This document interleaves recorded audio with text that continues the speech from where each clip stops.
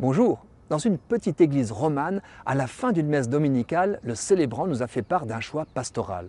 J'ai oublié lequel, mais pas la petite maxime qui a introduit son propos. Entre tout et rien, il y a encore de la place pour quelque chose. Le prêtre, qui répondait peut-être à une critique, a insisté pour conclure « N'oubliez pas qu'entre le tout et le rien, il y a de la place pour quelque chose ». Cette formule énigmatique, proche de la lapalissade, m'a accroché l'oreille et j'ai eu envie de la creuser. Quand le tout ou rien surgit dans nos relations, cela suppose d'exclure tout compromis, toute posture médiane, toute négociation. C'est à prendre ou à laisser, c'est oui ou c'est non. L'injonction a le mérite de la clarté, elle permet de conclure sans tergiverser, que ton oui soit oui, que ton non soit non. Dans certains cas, par exemple quand il est question de vie et de mort, c'est tout ou rien, il n'y a pas de demi-mesure. D'ailleurs, l'interdit du meurtre plaide pour le rien, zéro exception. Le tout aurait été le génocide. Pourtant, dans notre vie quotidienne, le tout ou rien révèle souvent une rigidité suspecte. Dans les relations familiales, sociales, professionnelles, tout et rien sont deux extrêmes souvent injustes. Avez-vous remarqué que quand l'émotion prend le dessus, par exemple la colère, c'est généralement en abusant du tout et du rien? C'est toujours la même chose. Tout le monde m'en veut. Tout est foutu. Puisque c'est comme ça, je n'en ferai rien. Il n'y a plus rien à faire, j'abandonne tout. Dans un débat, les mots « tout » et « rien » relèvent de la figure dialectique d'unanimité. Tout le monde sait que, personne ne dit cela, ces postures sont mensongères. Elles ignorent les exceptions, les avis intermédiaires.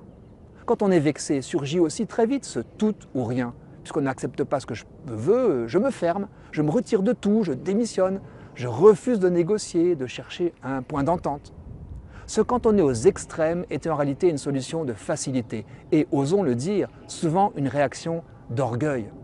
Tout ou rien décourage la conciliation, le chemin de transition, de progrès.